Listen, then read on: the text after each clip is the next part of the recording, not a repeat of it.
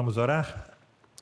Pai bendito, nós queremos te agradecer por este dia especial, dia do Senhor, dia em que o Senhor ressurgiu da tumba, o túmulo não pôde te reter, e o Senhor ressurgiu como um penhor da nossa própria ressurreição.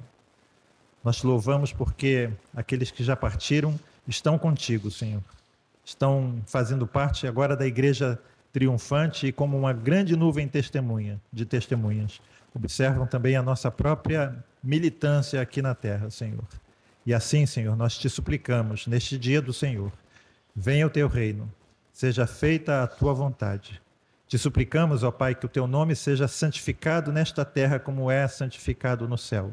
E que o Senhor use a tua igreja, Senhor Deus. Que o Senhor desperte, Senhor Deus, o teu povo, aquele que o Senhor mesmo resgatou das trevas, para proclamarem, Senhor Deus, as virtudes daquele, Senhor Deus, que nos chamou das trevas para a luz. Assim, Senhor Deus, dá-nos poder do teu Santo Espírito e ajuda-nos, Pai, para que possamos compreender a tua palavra, Senhor. Ao abrirmos o teu livro santo, que possamos, conforme diz o hino, além da mera letra, ouvir, Senhor Deus, e ver aquilo que o Senhor tem revelado para nós. Que possamos ser como Pedro, ouvindo a voz do Senhor. Bem-aventurado és tu, porque não foi carne e sangue que te revelou, mas meu Pai que está nos céus. E assim, Senhor Deus, que o Senhor seja servido em abençoar toda a tua igreja, não somente esta, mas onde quer que filhos teus se reúnam, Senhor Deus, que a tua presença gloriosa se manifeste no meio deles. No nome de Jesus nós choramos e te agradecemos. Amém. Amém. Interessante que os diáconos me pediram para falar sobre essa questão e acabou que a lista dos novos membros pegou fogo, né? Realmente a gente percebe como as pessoas ainda têm uma má formação, né? E às vezes são uma má formação muito arraigada, né? É uma diatribe contra o capitalismo selvagem e sem coração e, logicamente, um certo namoro com ideologias que, na realidade, são anticristãs, né? Então, embora eu tenha falado uma vez, eu lembrei do pastor da Igreja Presbiteriana aqui de Maricá, quando 1997, 96, 97, a gente estava ainda membro de lá. Uma vez um membro perguntou para ele, pastor, isso. Aí ele ficou muito chateado, mas eu já falei isso. Falou uma vez e por ter falado uma vez, pensa que as pessoas entendem, né? Então, semana passada eu falei uma vez, e lógico que as pessoas parece que ouvem, mas não escutam, né? Então, irmãos, vamos dar sequência aqui ao tema, e eu gostaria que, se alguém tivesse alguma pergunta, alguma dúvida, né, que eu falasse, que expusesse aqui essa dúvida.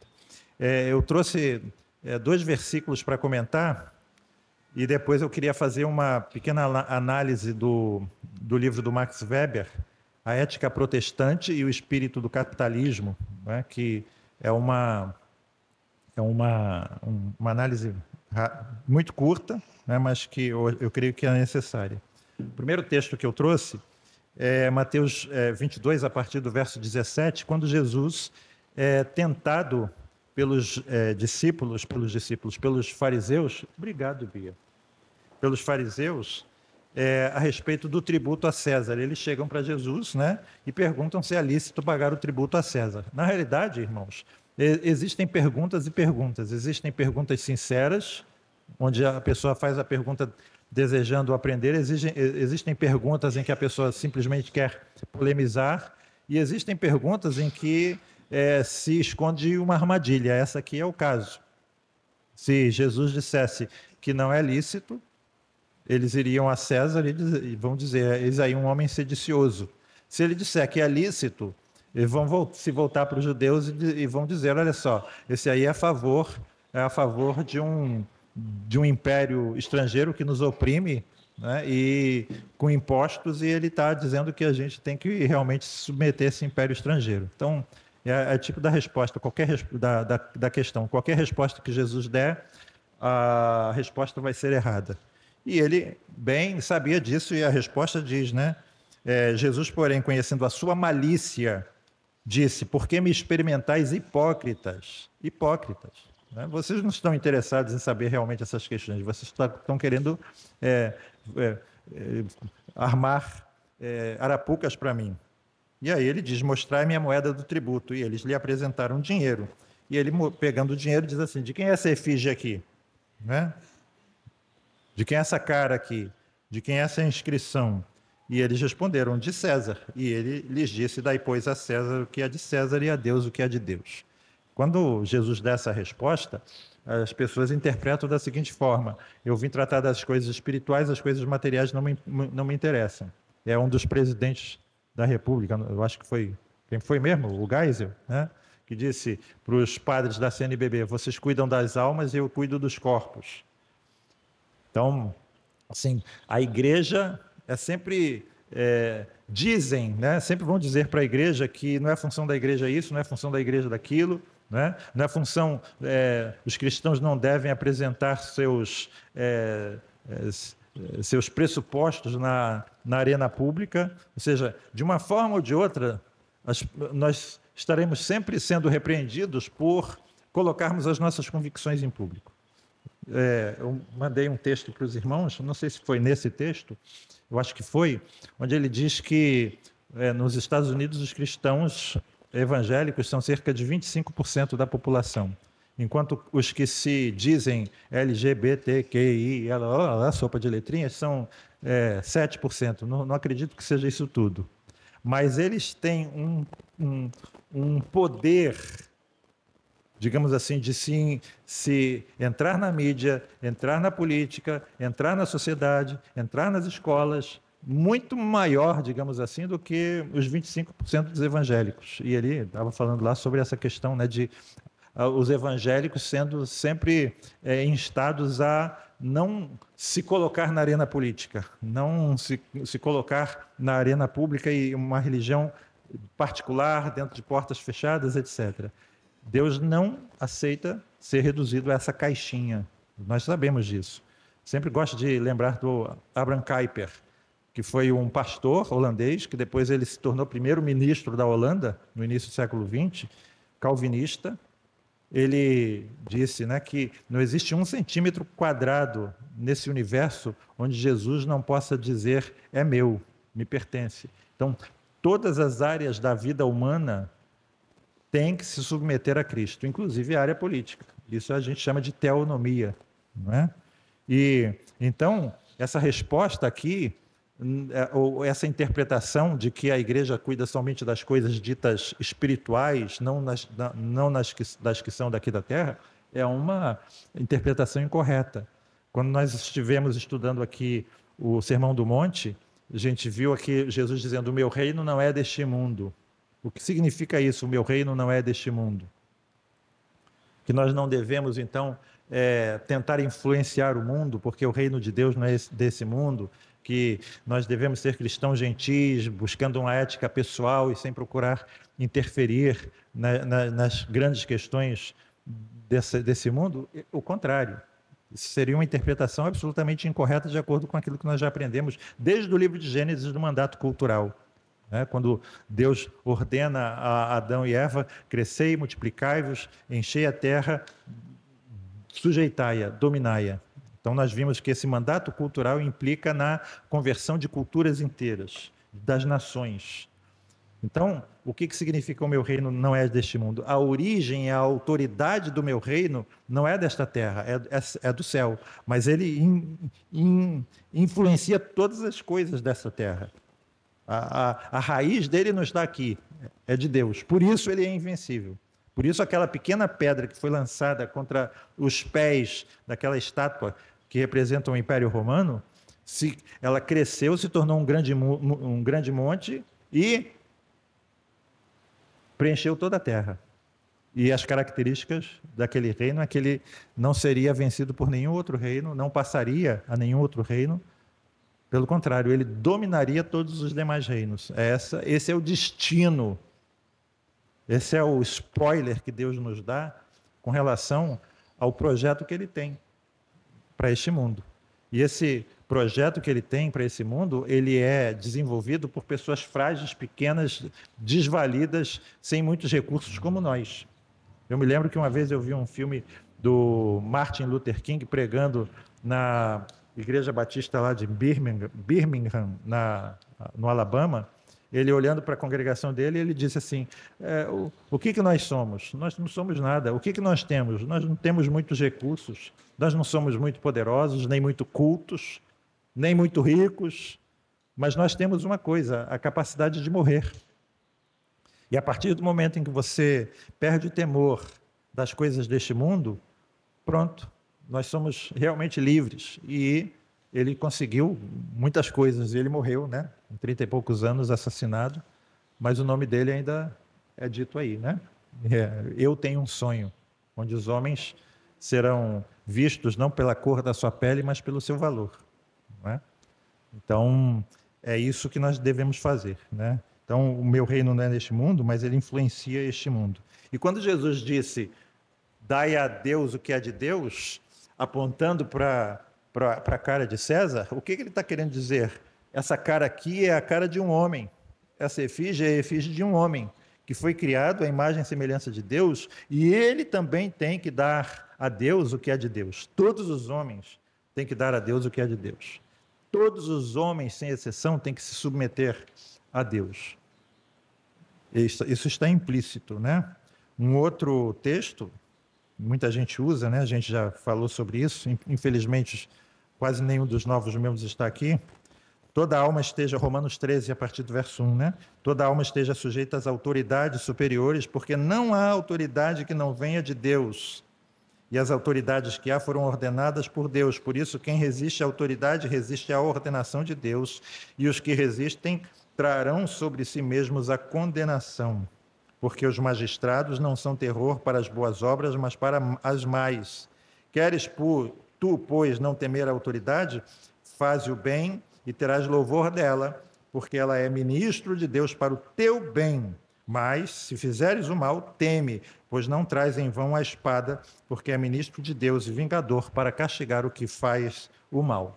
Reparem, irmãos, esse texto foi usado naquela transição que a gente estuda na escola do feudalismo para as monarquias absolutas, né? A Europa naquela época era muito descentralizada, né? Havia os feudos e os senhores feudais que tinham muito poder em detrimento do poder central, era meio anarquista, né? Meio libertário, mas com o passar do tempo o poder central foi acumulando mais e mais poderes e até o ponto em que chegou esse poder absoluto, a monarquia absolutista, né? Não havia constituição, não havia limites ao poder do rei, como nós vimos em Isaías 33, 22, o poder executivo, legislativo e judiciário pertencem a Deus e só ele pode abarcar em si mesmo tudo isso. Mas nas monarquias absolutas, o rei era tudo. Então, chegou ao ponto máximo com Luís XIV da França, quando ele disse, né, a famosa frase, o Estado sou eu. A França sou eu. E ele cunhou um lema, né? Rex lex. Rex lex é o rei é a lei. Ou seja, o simples fato de eu querer alguma coisa, isso se torna uma lei. Isso é uma usurpação a Deus. E isso se aplica a Deus e não a homem nenhum. E acontece que Luís XIV, ele rompeu um tratado de paz que havia entre católicos e protestantes, depois de décadas de guerras religiosas na França, né? Se fez um tratado de paz. Os presbiterianos cresceram e prosperaram na França, mas Luís XIV rompeu esse tratado e começou a matar os chamados huguenotes, né? Os calvinistas franceses que fugiram para vários países, para a Alemanha, para a Suíça, etc. Não é? Fugiram aos milhares, dezenas, centenas de milhares. A França perdeu cabeças pensantes, perdeu os seus melhores artesãos, os seus melhores técnicos por causa dessa perseguição a Luís XIV, né? Ela entrou numa decadência por causa disso. E aqueles huguenotes, né? Eles olhavam para Luís XIV, que se apoiava aqui. Toda autoridade, né, procede de Deus. Todas as autoridades foram ordenadas por Deus. Então, Luís XIV dizia, eu sou uma autoridade ordenada por Deus, e quem resiste à autoridade resiste à ordenação de Deus. E os nossos antepassados se debruçaram sobre esse texto, e eles viram algumas coisas nesse texto, muito importantes.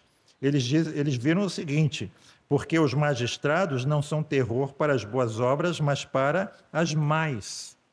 E eles cunharam aqui um princípio muito importante, que a função básica das autoridades, a função básica do governo é proteger os bons e punir os maus. A função básica de um governo não é prover saúde, não é prover educação, não é prover moradia, não é prover aposentadoria, não é prover um estado de bem-estar social. A função básica de um governo está aqui. É prover um ambiente onde nós possamos viver em paz e em segurança, protegendo os bons e condenando os maus. Os magistrados não são terror para as boas obras, mas para as más.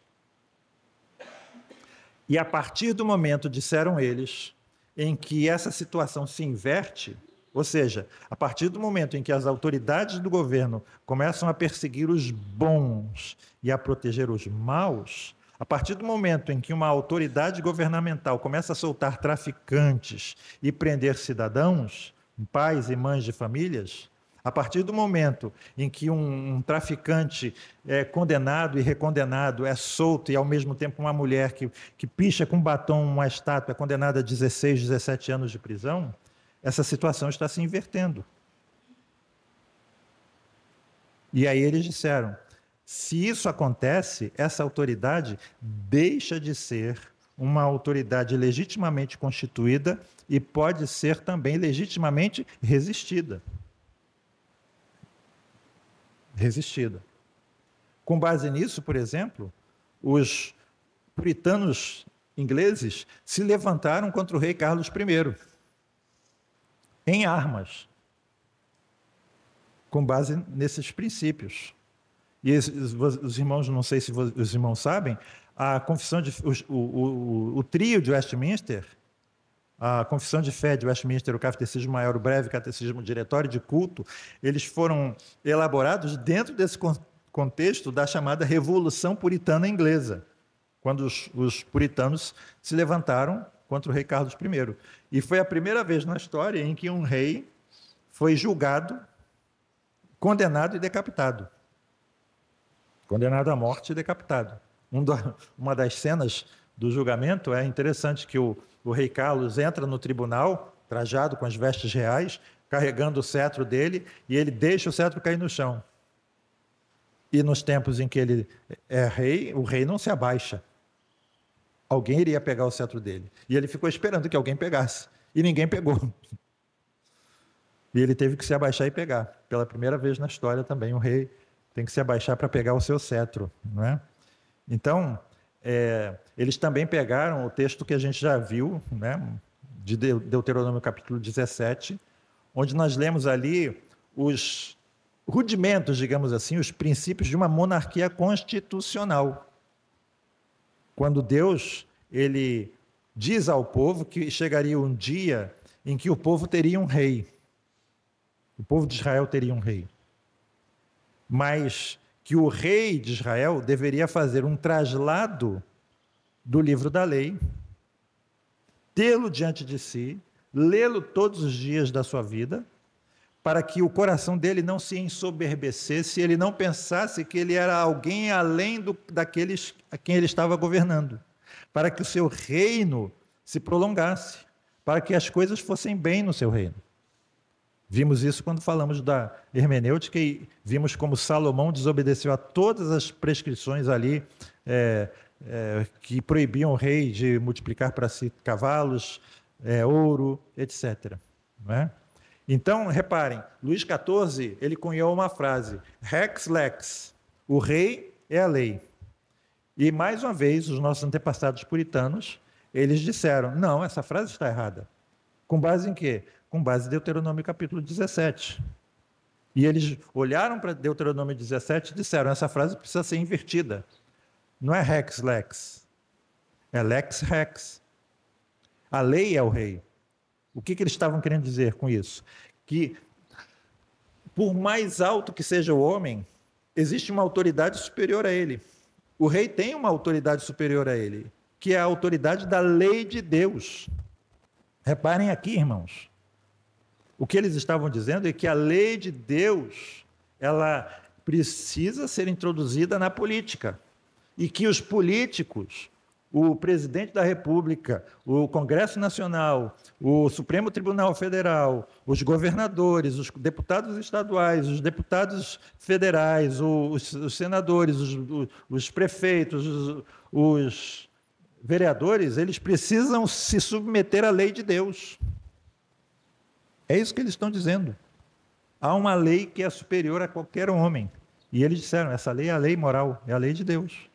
Então não é rex lex, é lex rex. E a partir do momento em que os homens não se submetem à lei de Deus, mais uma vez, eles deixam de ser autoridade legitimamente constituída.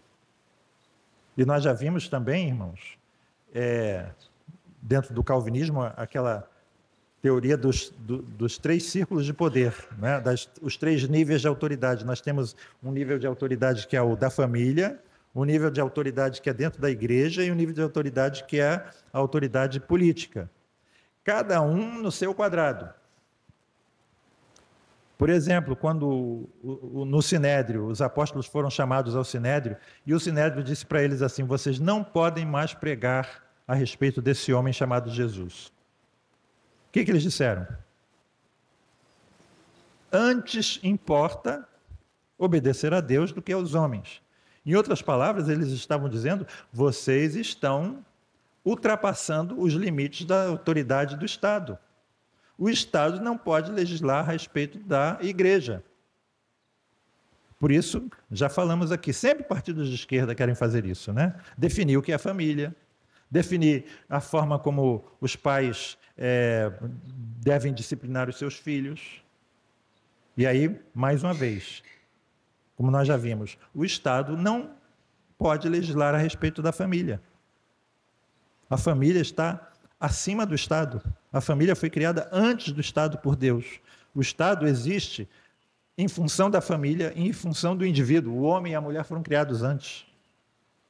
Então, não é o indivíduo em função do Estado. Não é a família em função do Estado. É o Estado em função da família. É o Estado em função do indivíduo. Lembra daquela figura do organograma que eu mostrei aqui? Uma frase aqui do Benito Mussolini, né? Tudo pelo Estado, tudo no Estado, tudo através do Estado, nada fora do Estado. Esse é o chamado fascismo. É o totalitarismo. O Estado acima da igreja, acima do trabalho, regulando tudo, né? O Estado regula a igreja, as nossas relações sociais, as nossas relações de trabalho, a economia, o esporte, o lazer, a educação, a cultura, o Estado regulando tudo. Isso é antibíblico. O Estado está ocupando o lugar, essa caixinha ali é o lugar de Deus. Deus, através da sua lei, é que vai regular o Estado, vai regular a economia, vai regular todas as esferas da atividade humana precisam ser reguladas pela Escritura Sagrada.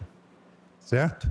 Então, mais uma vez, esse texto não legitima uma autoridade acima da lei de Deus. Pelo contrário, se ela estiver indo contra os princípios da lei moral de Deus, ela deixa de ser uma autoridade legitimamente constituída e deve ser resistida.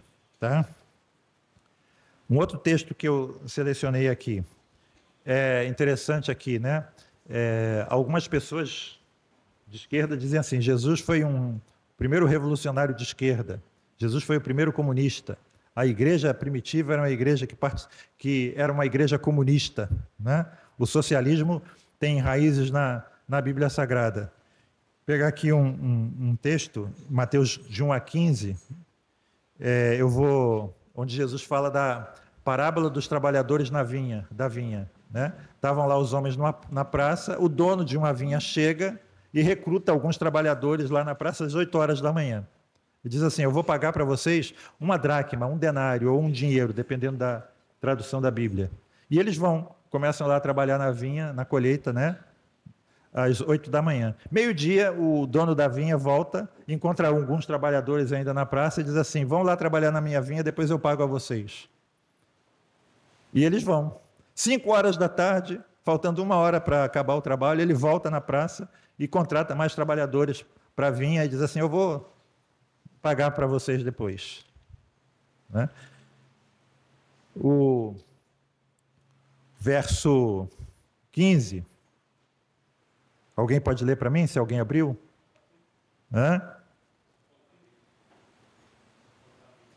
Desculpe, capítulo 20, Mateus 20. Mateus 20. Então vou abrir também. Antes da gente ler o 20, é interessante isso aqui. Esses trabalhadores que Jesus está referindo aqui eram os chamados jornaleiros, né? De onde vem a palavra italiana giorno, que é dia, né? De onde vem a palavra jornal, que são as notícias do dia, né? Jornaleiro é a pessoa que trabalhava e recebia uma diária. Uma das coisas que Deus diz, que a lei de Deus diz, é que você não deve reter o dinheiro do jornaleiro. Você trabalha hoje, eu pago amanhã. Não, senhor. Não, senhor. Paga hoje. Ele depende desse dinheiro hoje para levar comida para casa. Todo dia tem que matar um leão, não é? Ou seja, eram pessoas pobres. E o que o dono da vinha aqui, dono da vinha era um capitalista, né? Ele contratou ali, era o dinheiro normal, era o salário normal. Não era muita coisa para o trabalhador trabalhar o dia inteiro, né? E aí, veja aí a partir do verso 8. Aproximando-se a noite, diz o senhor da vinha ao seu mordomo: chama os trabalhadores e paga-lhes o jornal. Paga-lhes o jornal. Né? Mateus 28, 20, verso 8.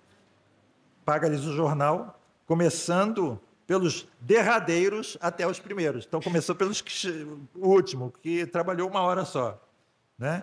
E chegando os que tinham ido perto da hora 1/10, receberam um dinheiro cada um denário, ou um dracma, ou receberam a diária como se tivesse trabalhado o dia inteiro. Vindo, porém, os primeiros, pensavam que, olhando para os que só trabalharam 1 hora, pensavam que ia receber mais. Né? Mas receberam a mesma coisa. Receberam a mesma coisa. E quando eles receberam, eles começaram a murmurar contra o dono da vinha, dizendo: esses aí trabalharam 1 hora só e você os igualou conosco, que suportamos a fadiga e a calma do dia. A calma aqui é a canícula, né? O calor do dia. Não é? Eu quis pagar uma diária para quem trabalhou 1 hora só. E aí o que ele respondeu? Verso 13: amigo, não te faço agravo. Não ajustaste tu comigo um denário, um dinheiro, um dracma? Não foi o que a gente combinou? As nossas relações aqui, né, capital e trabalho, não foram ajustadas livremente? Você não concordou em trabalhar para mim por um dinheiro? Estou pagando o que a gente ajustou. O tratado não sai caro, como dizia um vizinho meu advogado. O combinado não sai caro. Eu estou te dando o que a gente combinou. Né? Toma o que é teu. Retira-te. Pega o seu dinheiro e vai embora. Eu quero dar a esse derradeiro a mesma coisa que eu dei para você. E aí o verso 15. Não me é lícito fazer o que eu quiser do que é meu?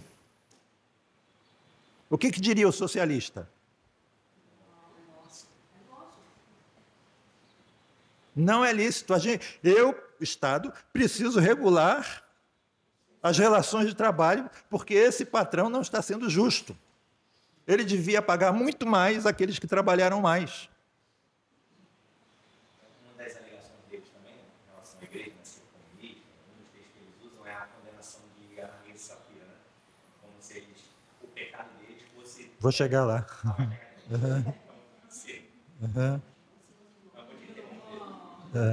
Aí na hora você pode interromper. É a próxima, né? Reparem, irmãos. Jesus está dizendo aqui, aquele homem que era dono de uma vinha, aliás, ele usa várias figuras de donos de vinha, né? Mais adiante, Mateus capítulo 20, aqui mesmo. Capítulo 21, ele vai falar mais uma vez sobre o dono de uma vinha que arrenda a vinha a trabalhadores, né? Que não foram dignos. E aqui é a mesma coisa, né? Reparem, ou é mau o teu olho porque eu sou bom? Ele está dizendo, eu sou bom. Você que tem um olho mau. Você que tá pensando errado. Entendem aqui? Ok? E aí vamos lá para o texto que o Henrique referiu, que é o texto de... a gente primeiro vê aqui o texto de Atos 2, que diz assim, e em toda a alma havia temor, verso 43, todos os que criam estavam juntos e tinham tudo em comum, e vendiam as suas propriedades e bens, e repartiam com todos, segundo o que cada um havia de mister. Comunismo. Reparem, eles venderam as suas propriedades e bens, repartiram com todos, segundo o que cada um havia de mister. É o lema marxista, de cada um segundo a sua capacidade, a cada um segundo a sua necessidade. Bonito. Não é? E aí a gente vê em Atos 15, né? Mas certo homem chamado Ananias, com Safira, sua mulher, vendeu a propriedade, reteve parte do preço, sabendo também sua mulher, e levando uma parte, depositou aos pés dos apóstolos. Atos 5, eu falei o quê? Desculpe, tô ficando velho, tá vendo? E disse então Pedro, Ananias, por que encheu Satanás o teu coração para que mentisses ao Espírito Santo e retivesses parte do preço da propriedade? Reparem, você não foi comunista o suficiente. Você quis ficar com uma parte para você, você tem que dar tudo. É esse a interpretação? Reparem que Pedro está dizendo no verso 4, guardando-a, não ficava para ti? O que ele está querendo dizer com isso? Se você não quisesse vender, você não precisaria vender. Podia ficar com tudo. E vendida, não estava em teu poder? O que ele está querendo dizer com isso? Se você vendeu, o dinheiro é teu. Você não precisa vir trazer aqui. Mas qual foi o problema? O problema foi que ele pegou uma parte, levou dizendo que era tudo. Ele mentiu. Esse é que é o problema. Ele podia ter ficado com uma parte. Quando Zaqueu se levanta e diz assim, se eu defraudei alguém, se eu roubei alguém, eu vou restituir 4 vezes mais. É o que a lei estipulava para o ladrão. Essa é uma penalidade para o ladrão. O ladrão não era preso, o ladrão era condenado a pagar o quádruplo do que roubou. Que beleza, né? Assim todo mundo gostaria de ser roubado, né? E aí, ele continua dizendo disso o que mais? E a metade dos meus bens eu dou aos pobres. Jesus não disse assim, Zaqueu, não é suficiente, você precisa dar tudo. Jesus disse, hoje houve salvação nessa casa. Então, irmãos, claro.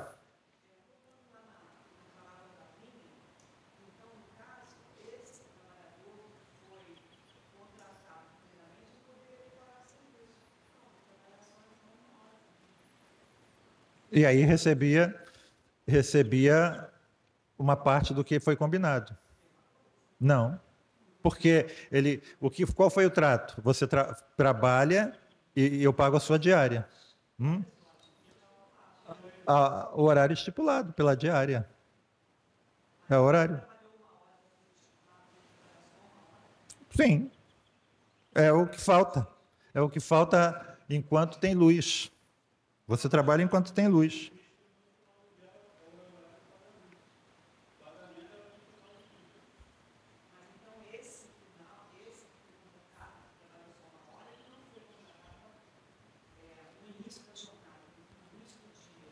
Alguns foram contratados no início, outros no meio do dia, outros lá no final, faltando só 1 hora para acabar. E o dono da vinha quis pagar a mesma coisa para todo mundo. Mas o que ele disse para os primeiros lá é que ele ia pagar a diária. Ele não disse que ia pagar mais. Isso, isso, tipo isso. Falando.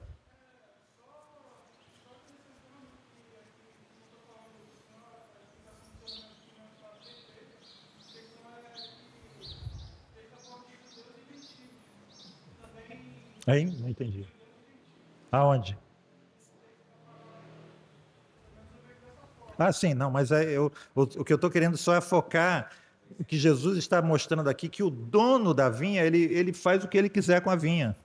Se eu tô pagando o justo para você, não estou? Se eu quiser pagar mais do que o justo para outros, não te importa, você não tem que ficar querendo regular isso.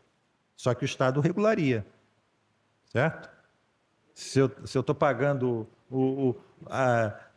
um dinheiro, vamos supor, R$ 100 a diária para alguém que trabalhou inteiro, como é que você pode pagar R$ 100 para quem trabalhou 1 hora só? Você vai ter que pagar o equivalente para quem trabalhou o dia inteiro. Seria o Estado querendo regular as coisas, né? Fala, Thiago. Quem falou? Ah. Então, na verdade, se a gente pensar em termos bíblicos, o CLT, então, ele tem raiz socialista. Sim, a CLT é baseada na Carta del Lavoro do Estado fascista de Mussolini, né? O Estado regulando tudo, certo? Aliás, os estados que regulam mais as relações de trabalho, eu acho que é Brasil, é Sudão, Afeganistão e Iraque. Tá todos,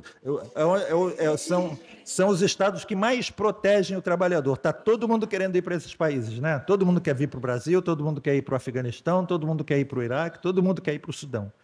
Os estados que menos protegem, ninguém quer ir para lá, né? A gente está vendo sempre um êxodo de americano para Cuba, né?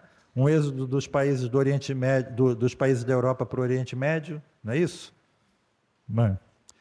Então, Só para deixar um exemplo prático, a nossa CLT, que é muito boa, antigamente o pessoal trabalhava fora do horário, ou lá com a gente, no sábado, a gente pagava um valor que a gente achava mais justo, uns R$ 100. Só que depois que a gente começou a equilibrar com o contador o que deveria ser pago para não ter problema futuro de leis trabalhistas, a gente teve que pagar o equivalente de trabalho de cima do salário dele e mediante algo que é a tabelinha de percentual de sábado é 50%, domingo 100%, caiu menos da metade do valor que ele recebe quando ele trabalha no sábado ou nas horas. E aí a gente quer mostrar isso para ele, fica uma coisa louca, porque antigamente não era assim. A gente fazia errado, não pagava mais. E poderíamos sofrer um dano com o trabalhista por causa do erro que a gente estava cometendo a mais. Então a gente percebe o quanto é bom esse regulamento. Uhum. É que, na realidade, quando você pega essa parábola minha e coloca ela na luz do que acontece hoje, o Estado, ele quer, na realidade, ele tira a liberdade do empresário de decidir se ele quer pagar a mesma coisa para o cara que trabalha só 1 hora ou o cara que trabalhou o dia inteiro.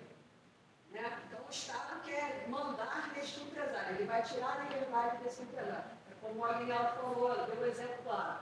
Se eu seguir o que o Estado determinar, eu vou pagar menos para o trabalhador que eu quero. E eu vou ser obrigado a fazer isso porque um desses trabalhadores, mais adiante, em algum outro determinado momento, vai procurar o Estado para poder para entrar na justiça. Fazer com que esse empresário seja punido, né? por ter pago um extra fora do determinado. Porque quando você recolhe esses valores a mais no sábado, eles são recolhidos também os impostos. E é sempre assim, você está sempre regulando as relações de trabalho entre o empresário e o trabalhador, e nessa transação, se você tirar o Estado disso, sobra muito mais dinheiro para ambas as partes. Rita e depois Henrique. Aparentemente, o que eu vou falar vai parecer que eu estou dando razão, né, a CLT, mas uma coisa que eu gostaria de entender. Eu vivi uma situação no banco que eu trabalhava 6 horas, mas, na verdade, eu trabalhava 8, 10 horas por dia. Mas isso tendo 6 horas de trabalho. E muitas vezes eu tirei 2 horas de almoço trabalhando, porque eu não poderia ter esse tempo direto, né? De 10 horas trabalhadas com 15 minutos de almoço, né? E era o que às vezes acontecia, meia hora, né? E eu tive 2 ocasiões no banco, mais que eu, com meus filhos ainda amamentando os 2, eu tive que, André ficou sozinho com eles em casa, eu tive que trabalhar esses 10 horas, né, sem tirar o horário de almoço. Depois eu descansei 2 horas e tive que ir para o horário noturno. Trabalhei e saí 3 horas da manhã.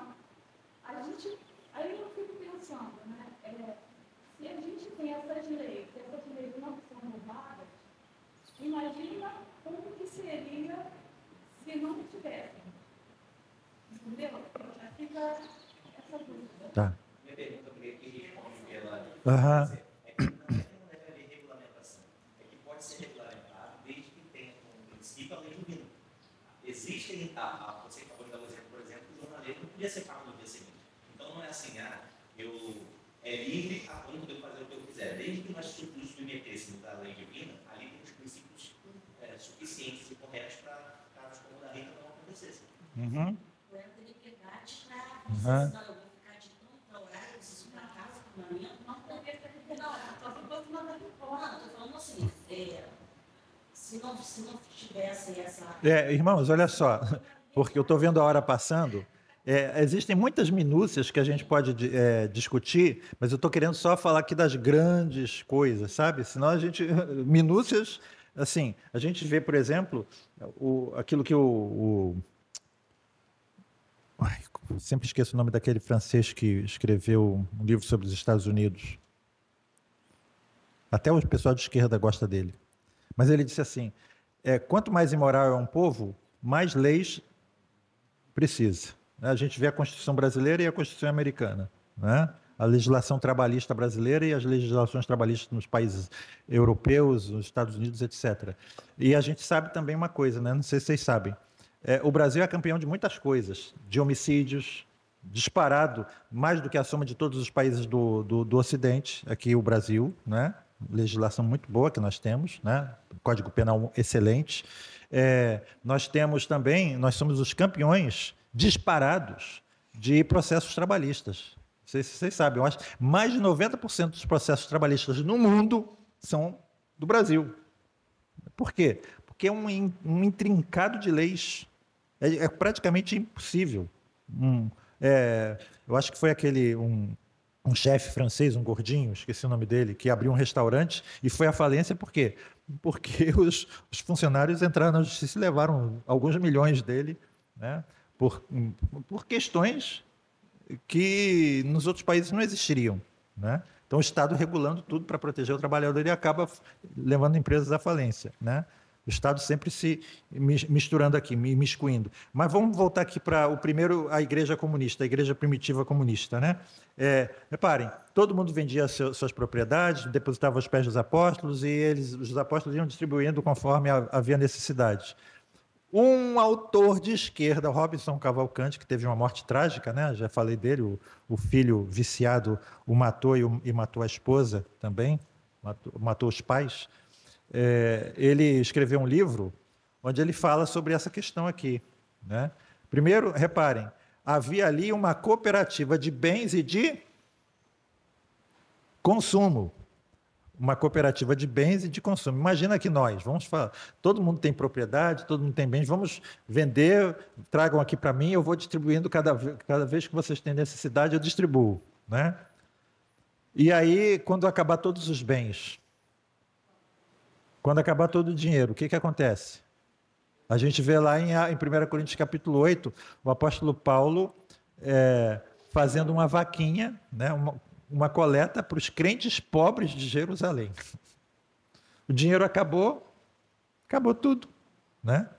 O Robinson Cavalcante, ele disse assim, eles deviam ter feito uma cooperativa de bens e de consumo, de bens e produção. Vamos supor, vamos fazer aqui uma cooperativa, vamos criar lá, talvez, sei lá o quê, uma fábrica de salga de peixe. Né? Pegar lá o pessoal do Zacarias, eles pescam, a gente contrata funcionários, eles vão fazer salgar peixe, né? Cooperativa de bens e produção. Aí o lucro a gente reparte entre nós, certo? E aí nunca vai acabar, vai sempre ter peixe para salgar, etc. E não acaba. Reparem, irmãos, é um texto descritivo, lembram? Um texto descritivo. O que significa um texto descritivo? Nós não podemos criar doutrina a partir de texto descritivo. Esse texto pode ilustrar o desprendimento que aqueles primeiros cristãos tinham, né? A capacidade de doação que eles tinham, mas tem coisas que a gente não pode imitar. Certo? Deu errado aqui, digamos assim. E outra coisa, o comunismo é imposto, um Estado totalitário confisca os nossos bens contra a nossa vontade e distribui. E o que acontece? O Estado, ele na realidade, ele não produz nada. Quem produz somos nós. O Estado vive às custas daquilo que nós produzimos. E aí ele diz assim, mas vocês são egoístas, eu vou pegar uma parte de vocês para dar para quem não tem. Mas quando eu vou pegar uma parte para vocês para dar a quem não tem, eu também estou trabalhando, vou pegar uma parte para mim, certo? Eu vou criar uma central de redistribuição de riquezas. Agora, essa central de redistribuição de riquezas precisa ter um presidente. Então, o presidente da central de redistribuição de riquezas. Aí, agora, vou criar uma diretoria dessa central. Vou pegar aqui a central de diretoria de redistribuição de riquezas na área da agricultura, diretoria de redistribuição de riquezas na indústria calçadista, diretoria de redistribuição de riquezas na indústria petroquímica, diretoria de redistribuição de riquezas na indústria de leiteira, agropecuária, vai da indústria têxtil, cada um com seu diretor. Aí, na diretoria, você vai ter os departamentos, certo? Departamento de distribuição de riqueza na indústria agropecuária do estado de Mato Grosso, da região sudeste, da região norte, cada um com o seu departamento. Aí tem os gerentes. Aí vai ter os técnicos, mas o presidente ele precisa de uma secretária executiva. Ele precisa de um automóvel. Aliás, a diretoria toda precisa de automóveis, né? Precisa de automóveis. Eles precisam de um plano de saúde bom, não é isso? Certo? Provavelmente vai precisar também de um apartamento funcional. Auxílio paletó, né? Auxílio combustível, né? Comissão de representação. Eles precisam viajar. Não é isso? Aí precisa de um departamento para contratar viagens, precisa de segurança, de preferência o carro blindado.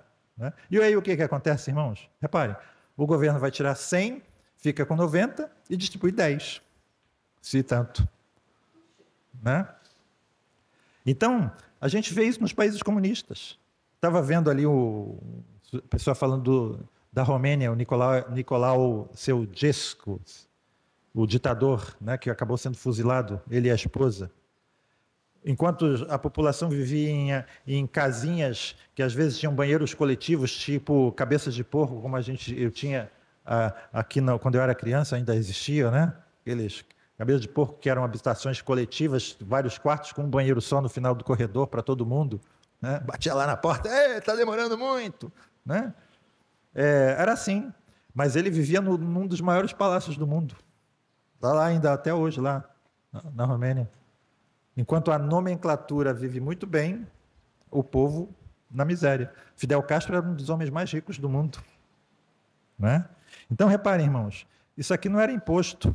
O que Pedro diz a Ananias, ele diz, era teu. Eu não estou confiscando nada de você. Certo? 12 minutos. Vamos ver se eu consigo aqui. Agora, a análise do livro que eu recomendo a leitura para vocês, né? O Max Weber, A Ética Protestante e o Espírito do Capitalismo. Né? Aqui uma análise rápida aqui. O Max Weber ele vai mostrar nesse livro a relação que existe entre o protestantismo e o capitalismo. Ele faz uma pergunta, né? É básica do livro. Por que as pessoas que tinham, na época dele, 1904, 1906, onde escreveu o livro, a maior parte do capital e as cidades mais ricas e desenvolvidas eram protestantes? E a resposta, uma das respostas, não era a única, mas uma resposta básica, ele diz que a ética protestante favoreceu o desenvolvimento do capitalismo. Né? A concepção de trabalho dos protestantes como uma forma de louvar a Deus, especialmente entre os calvinistas, quem escreveu isso aqui não é crente, criou esse sistema econômico. Ele diz assim, com Lutero, aconteceu uma mudança radical na concepção do trabalho. O trabalho antes era visto com maus olhos. Quem trabalhava era somente a plebe. A nobreza exuberava com regalias sustentadas pelos impostos pagos pela plebe. Aliás, não sei se você sabe, em Portugal, a nobreza era proibida de trabalhar. Em Portugal havia uma nobreza empobrecida, cidadezinhas do interior de Portugal, em que os nobres trabalhavam junto com a plebe. Mas de vez em quando vinham inspetores reais para saber, mostra aí a mão. Se tem calo na mão, era multado, a nobreza. Você é nobre, mas tem calo na mão, você era multado.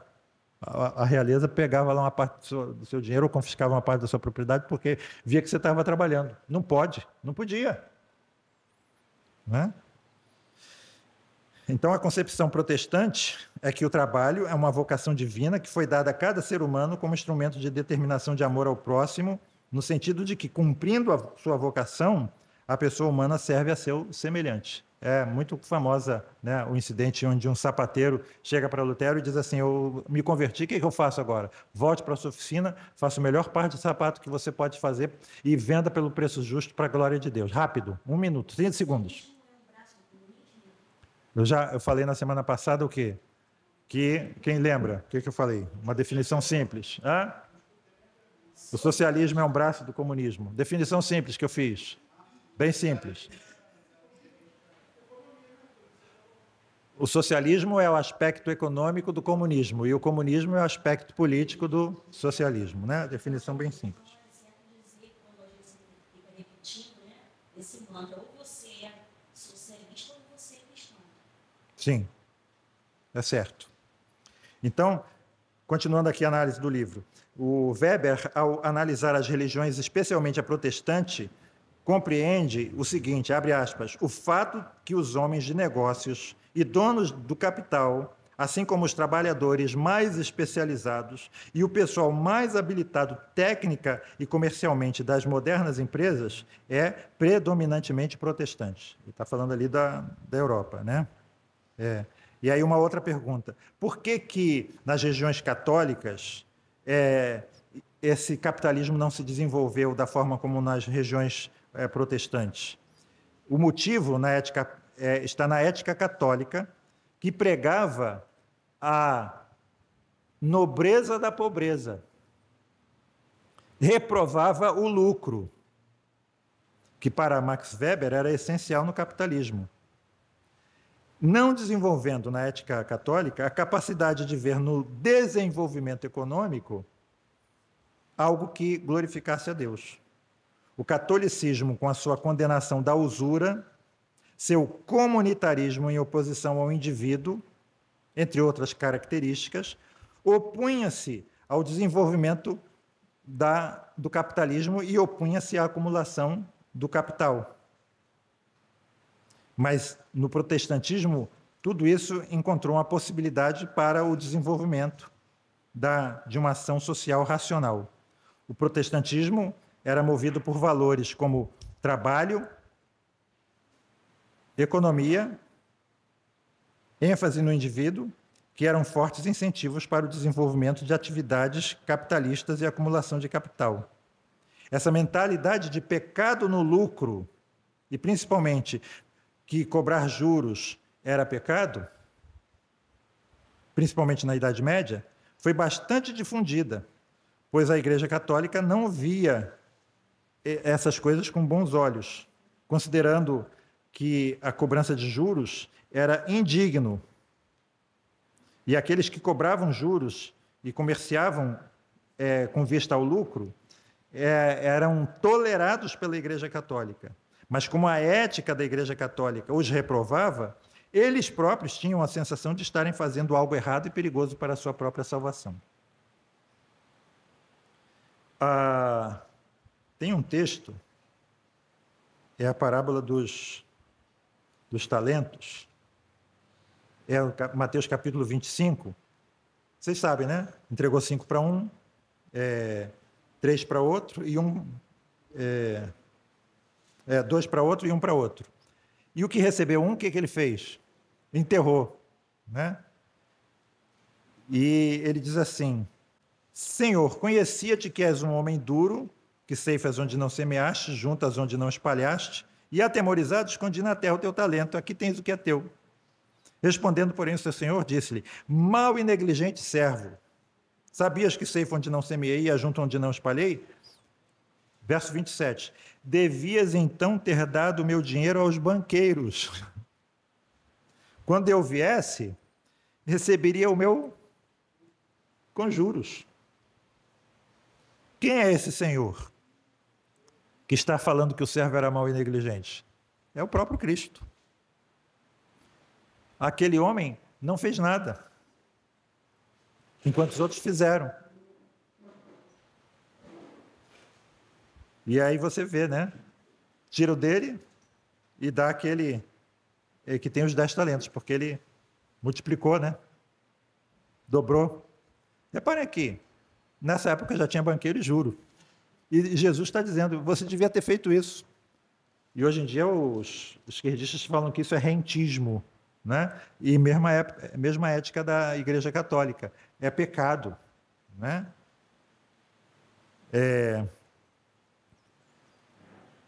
Alguns comentários aqui a respeito... antes de... Eu trouxe aqui um videozinho. Deixa eu ver se eu...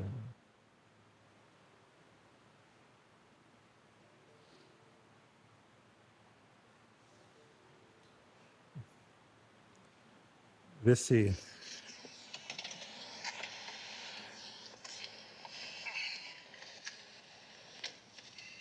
Coisa.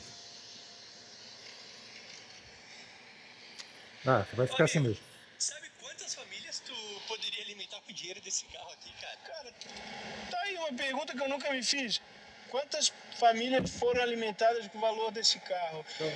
Sinceramente, eu não sei. Mas tem um monte de família na Alemanha, onde o carro foi construído.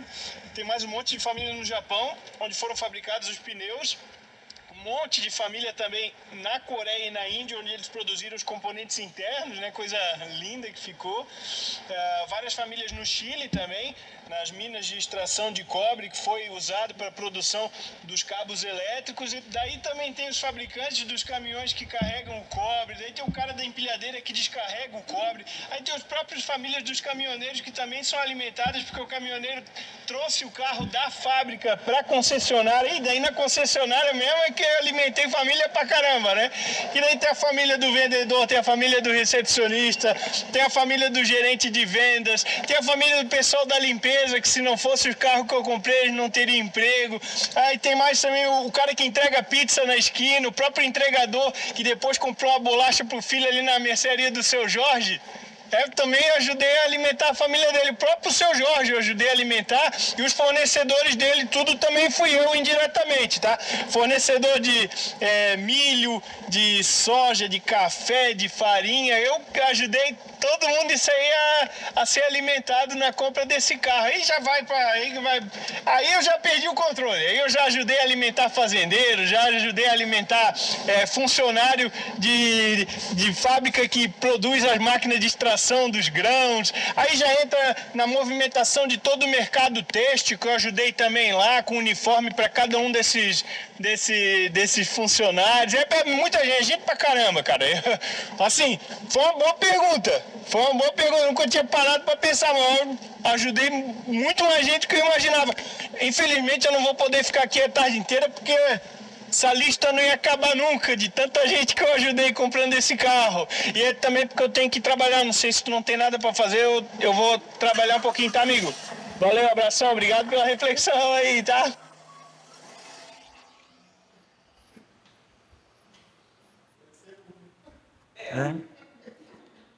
Oi? Uber de Mercedes-Benz.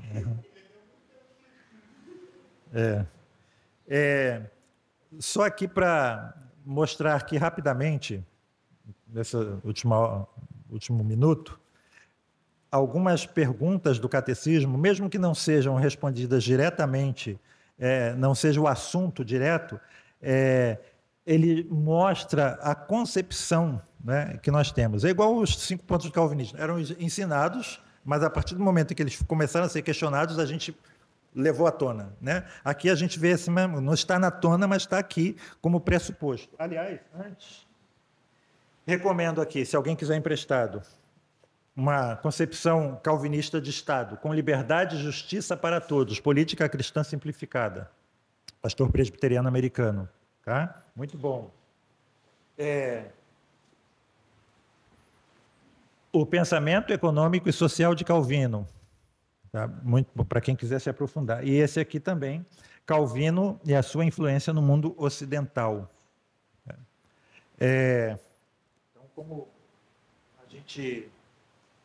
Os autores, são vários autores ali do Calvino e a sua influência no mundo ocidental, cada um fez um capítulo, eles mostram como o calvinismo influenciou, né, a formação desse capitalismo cristão, ético, que é o responsável por uma prosperidade jamais vista no mundo, como nós temos hoje.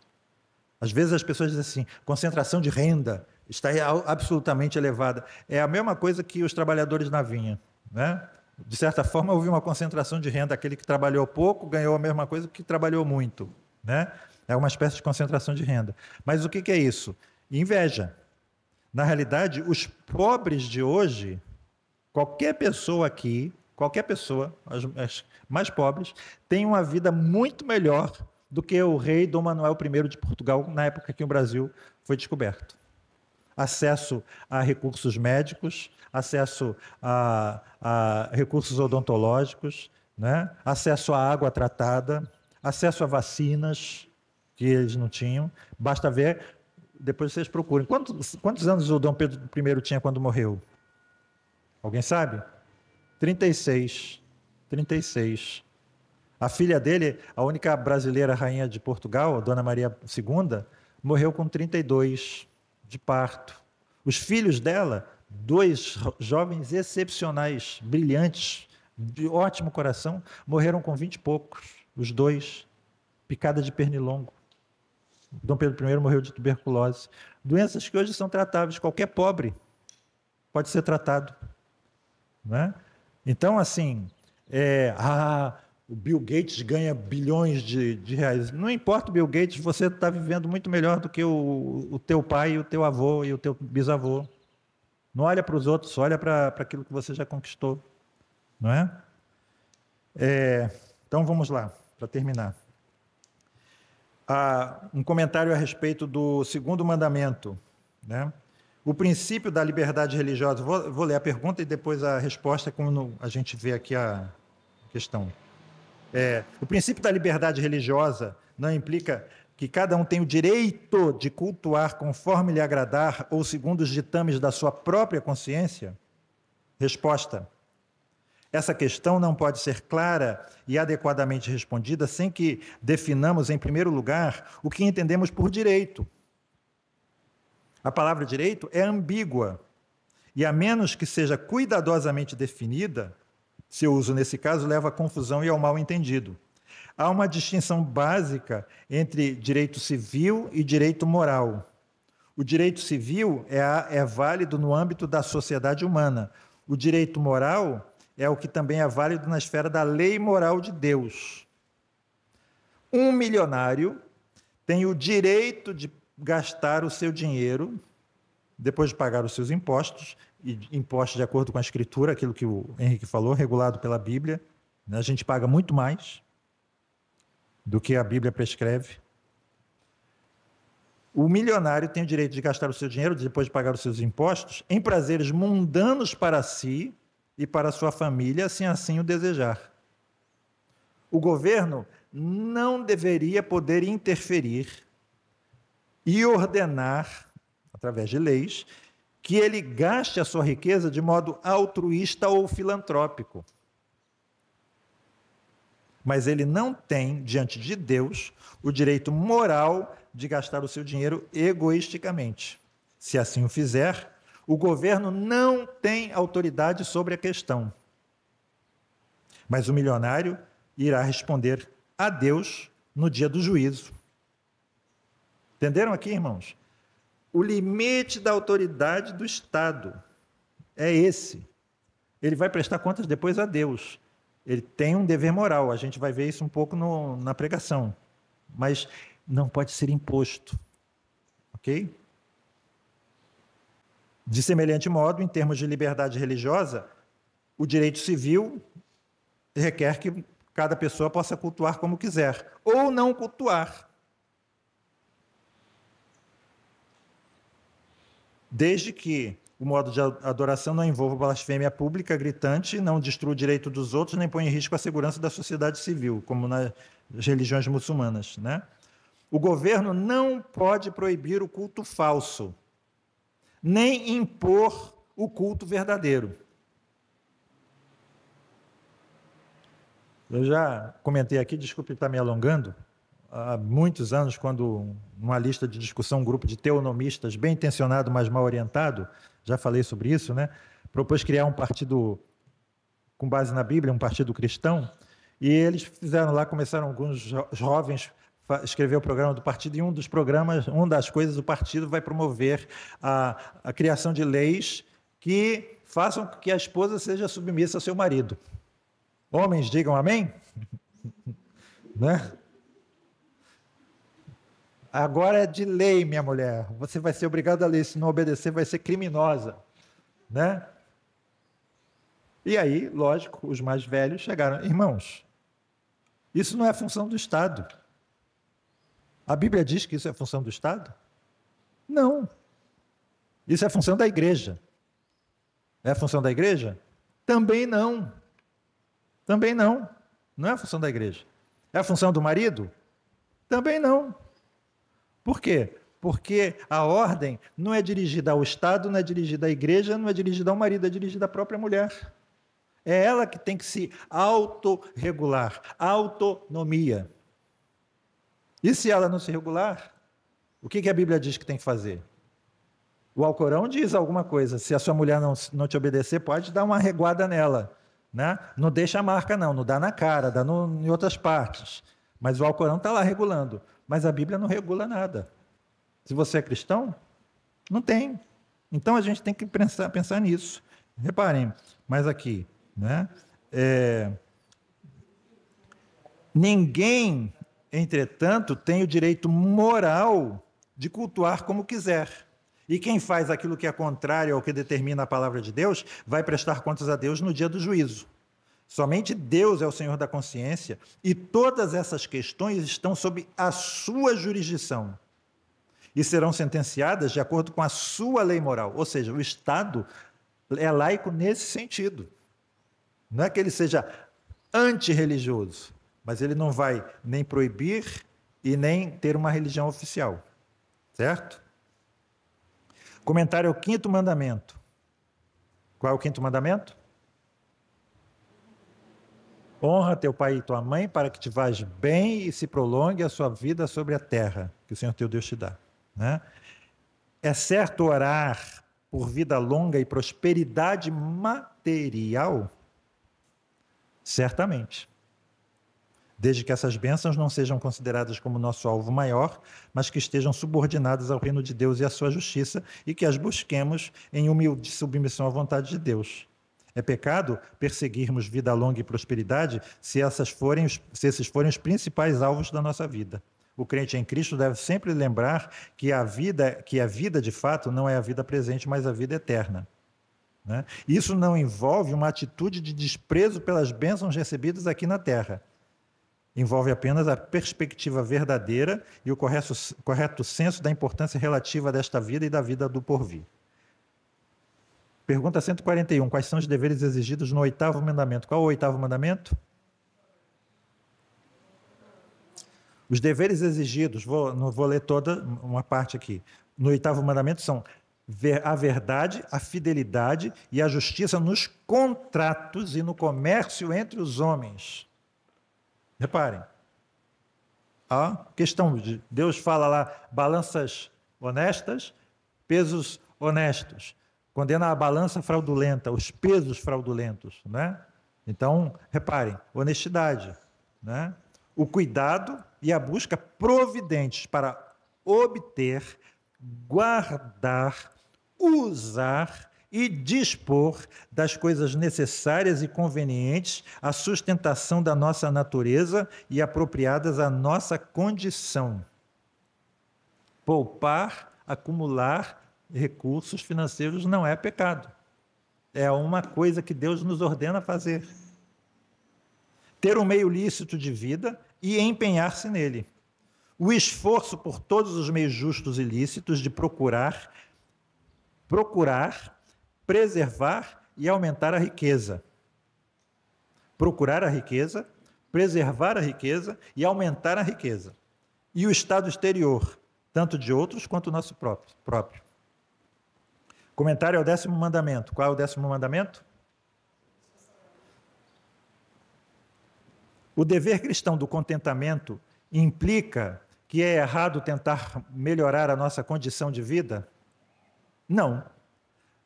Temos o dever de estar contentados com a nossa condição de vida, na medida em que, pela providência de Deus, ela assim permaneça. Isso não implica que seja errado tentar mudar ou melhorar a nossa condição, desde que para isso usemos de meios e maneiras corretos e lícitos. O dever do contentamento jamais deve servir de desculpas para a indolência, para a falta de ambição, ou para negligenciar o trabalho diligente. Ambição. Existe uma boa ambição. Devemos procurar melhorar a nossa condição, aumentar os nossos bens seculares, por todos os meios corretos e lícitos. Mas, ao fazê-lo, devemos conservar sempre um espírito cristão de contentamento com aquilo que temos no momento. Isso quer dizer que nunca devemos ter o angariar riqueza como a nossa maior preocupação na vida, ou considerar isso como o verdadeiro objeto das nossas esperanças. Mesmo quando estivermos trabalhando para melhorar as nossas condições de vida, devemos considerar a Deus e o reino de Deus como as nossas verdadeiras riquezas. E ainda um outro comentário a respeito disso. É verdade que a religião é o ópio do povo?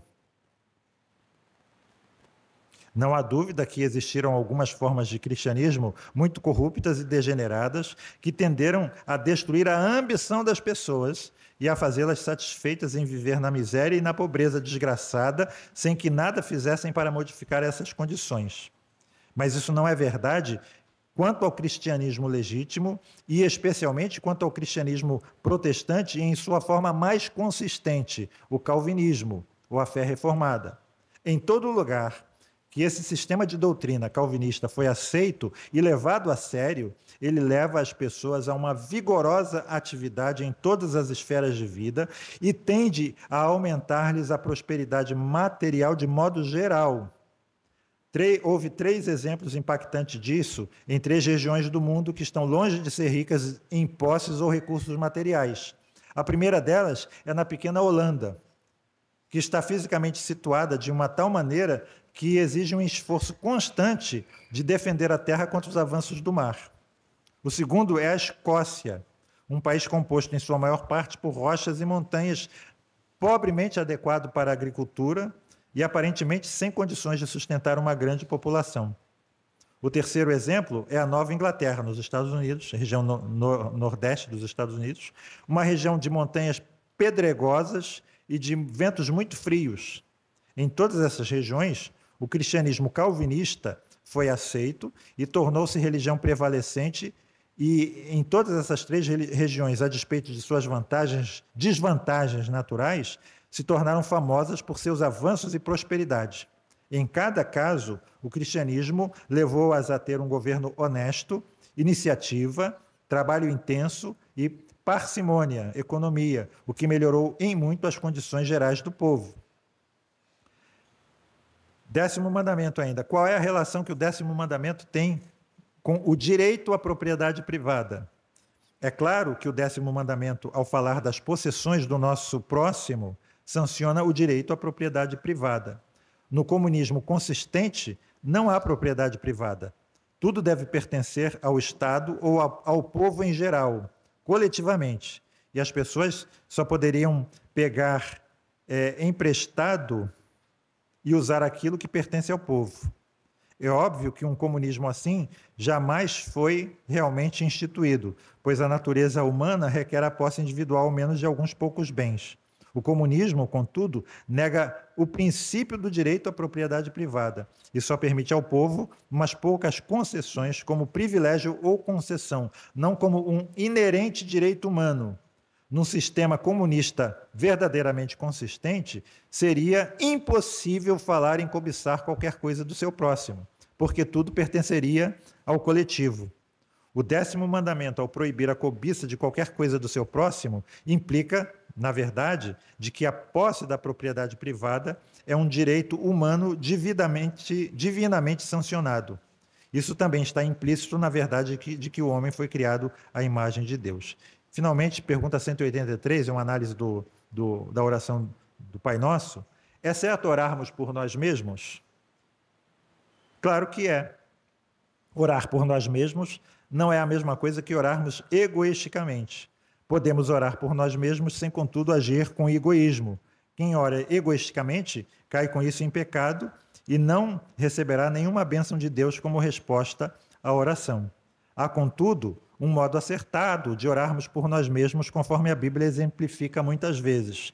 Podemos pedir, em primeiro lugar, bênçãos temporais legítimas para nós, tais como saúde, cura, alimento, vestuário, prosperidade material, sucesso nos negócios, etc.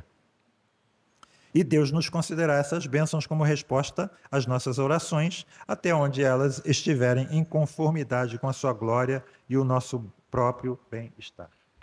Não sei se vocês sabem, existem algumas grandes empresas capitalistas, né? A Colgate, não sei se vocês sabem, a Colgate é o sobrenome de um crente. Dizem alguns que ele dava 90% do lucro dele para missões. Caterpillar era um presbiteriano, máquinas pesadas, né? Diz que ele tinha tentado outras coisas e estava num dia do domingo, ele ia deitar e ele teve uma ideia e ele, como crente, disse assim, não, agora não, vou esperar chegar segunda-feira. E na segunda-feira ele acordou e desenvolveu lá uma máquina pesada que deu origem à grande empresa dele. Um homem muito generoso, né? Aveia Quaker. Na realidade é Quaker, né? Os Quakers eram cristãos. E esse Aveia Quaker é em homenagem aos Quakers de um cristão protestante. Grandes homens de Deus, né? Criaram grandes empresas capitalistas que ajudaram grandemente o mundo. E continuam ajudando. Não é? Então, irmãos, sugestão de livros, certo? Estudemos mais aqueles que estão chegando à igreja, certo? Essa é um dos pontos, como eu disse, a gente pode discutir, mas nós temos aqui uma doutrina muito clara, certo? Baseada nos nossos símbolos de fé. Por isso nós somos uma igreja confessional. A doutrina está muito clara. É por isso que a gente namora muito tempo na classe Novos Membros também, né? Antes de casar, certo? Vocês precisam nos conhecer, nós precisamos conhecer vocês e nós prezamos muito a unidade de pensamento, certo? Uma só fé. Por isso que a gente aqui tem vivido em paz esse tempo todo, desde 1997. Amém? Vamos ficar de pé? Pedir ao Agnello para encerrar com a oração. Senhor, louvado seja o santo nome, bendito seja o Senhor, e possamos levar os nossos pensamentos e costumes cativos à tua palavra. Que ela seja verdade para nós e não aquilo que achamos coerente, ou aquilo que podemos imaginar ser certo, mas que a tua palavra possa iluminar a nossa mente e que possamos caminhar, Senhor, segundo a tua santa palavra. Obrigado pelos ensinos aqui colocados. Obrigado, Senhor, porque temos uma voz que pode nos ensinar coisas que em outro lugar nós não aprendemos. Mas que a tua verdade entre em nosso coração e nos converta, Senhor, a ti. Não nos converta a modos, não nos converta a homens ou a falácias, mas que nós possamos nos converter a cada dia mais a ti. Olhar para ti como autor e consumador da nossa fé e sabemos, Senhor, que tudo que acontece nesta vida pertence a ti. Que tudo esteja na tua santa mão. Para a glória do teu santo nome, em nome de Jesus. Amém. Amém, irmãos. Vamos nos apressar?